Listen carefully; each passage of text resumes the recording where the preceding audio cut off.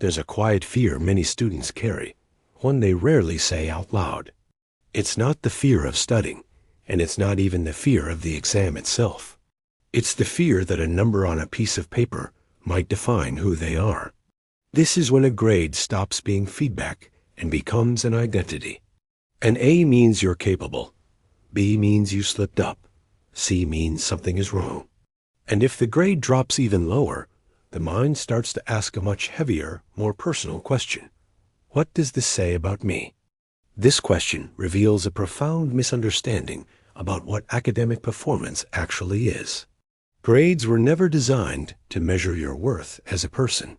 They were designed to measure how you performed inside a very specific system, a system with time limits, standardized answers, and one that rewards speed, accuracy, and memory under pressure. None of those things are the same as intelligence.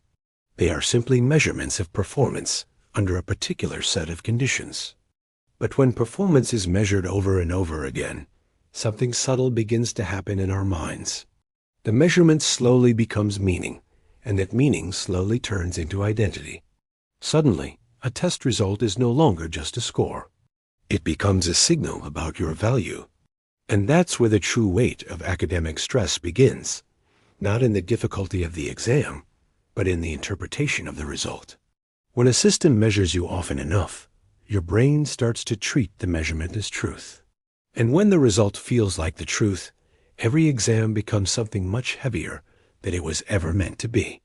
It becomes a verdict, not on the work, but on the person.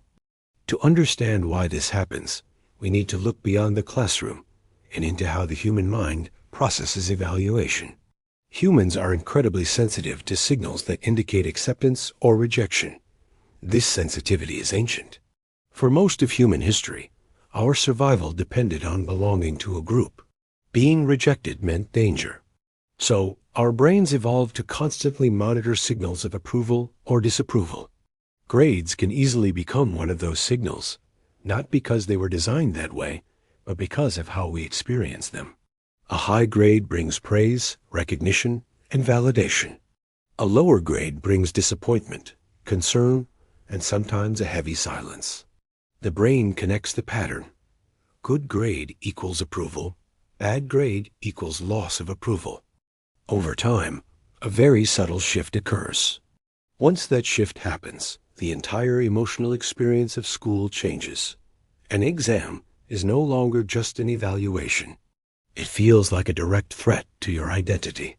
This is why students often panic before exams, not because the material is impossible, but because the result feels so deeply personal. The mind quietly asks, if I fail this, what does that mean about me? That question carries enormous emotional weight, but it's built on a fundamental misunderstanding. A grade is not a measure of your intelligence. It's a measurement of your performance in a particular format, at a particular moment, under specific conditions. Think about what an exam truly measures. How quickly you can recall information, and how clearly you understood the material in that specific format. These are useful signals, but they are signals about performance, not identity. And performance always fluctuates. Sleep affects performance. Stress affects performance. Your environment, your health, your personal life, all of it affects performance. Even professional athletes, musicians, and scientists have off days. No one performs at their absolute peak every single time. But when identity becomes attached to performance, these natural fluctuations feel like a total collapse. A single bad result can suddenly feel like undeniable evidence of inadequacy, and that interpretation creates immense pressure. History offers a powerful perspective here. Albert Einstein once said, "Anyone who has never made a mistake has never tried anything new." This reveals something crucial about learning. Mistakes aren't proof of incapability. They are evidence of experimentation. But many students today experience mistakes very differently. They feel like exposure of weakness, of failure, of falling behind. So instead of experimenting, students start protecting themselves from mistakes. But this protection comes at a cost. When you try to avoid mistakes, you often avoid challenges. When you avoid challenges, learning slows down. And when learning slows down, the fear of failure actually grows stronger because your mind has less experience recovering from setbacks. The whole system becomes fragile, and every test starts to feel like a high-stakes event. The real issue isn't the exam. It's the relationship you have with failure. There's another psychological mechanism at play here called identity attachment. For some people, it's their career. For others, it's their social status. For students, identity often attaches to academic performance. You start to think, I'm the smart one, or I'm the one who always gets good grades. That identity can feel good at first.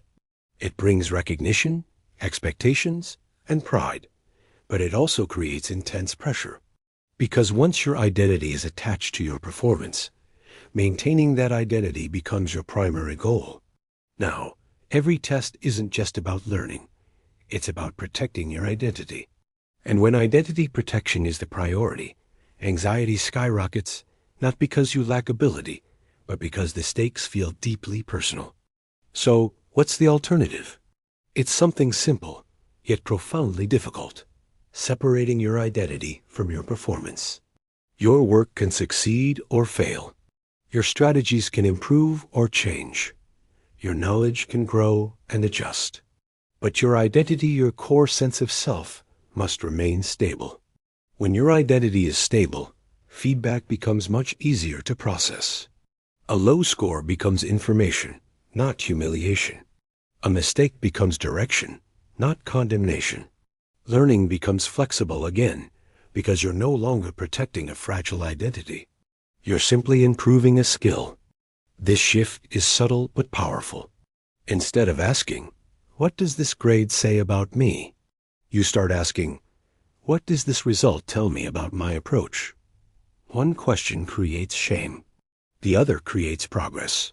One turns feedback into judgment. The other turns it into useful information. Judgment is paralyzing, but information is empowering. Making this shift requires honesty, because sometimes the pressure students feel doesn't just come from school. It comes from how deeply they've tied their self-worth to the outcome. If your worth depends on results, every result becomes an emotional roller coaster. Success brings temporary relief, while failure brings intense self-doubt. But your worth can't be built on outcomes that constantly change. It must be built on something more stable. Your effort, your curiosity, your willingness to keep improving. Those things exist regardless of any single test score, and they are far closer to what real learning actually requires. Think about any skill in the real world: writing, music, programming, science, engineering. None of these skills develop through perfect results. They develop through repeated correction, trial and error, adjustment and iteration. Mistakes aren't interruptions to learning. They are a fundamental part of the process. But when mistakes feel like identity threats, students stop seeing them as part of the process and start seeing them as proof of inadequacy. That belief blocks the very mechanism that creates improvement. The real challenge for students isn't to eliminate mistakes, but to change the meaning assigned to them. A mistake doesn't mean, I am incapable. It means, this approach didn't work yet. A low grade doesn't mean, I am not smart. It means my preparation or strategy needs adjustment. These interpretations aren't just comforting, they are accurate. And accuracy is what creates progress. The danger was never the grade itself. The danger was allowing the grade to become a mirror for your identity. Because once your identity becomes fragile, every challenge feels threatening. But when your identity is stable, challenges become manageable. You can analyze them, learn from them, adjust your approach, and move forward. Grades can still be useful. They provide signals. They show where understanding is strong and where it needs improvement. But they were never meant to answer the question, who am I? That question requires something much deeper than a number on a page. So if you're a student feeling this pressure right now, it may help to pause and ask a different question. Not, am I failing? But What am I interpreting this result to mean about myself? Because the interpretation is where the real pressure lives. Not the exam, not the grade, but the meaning you assign to it.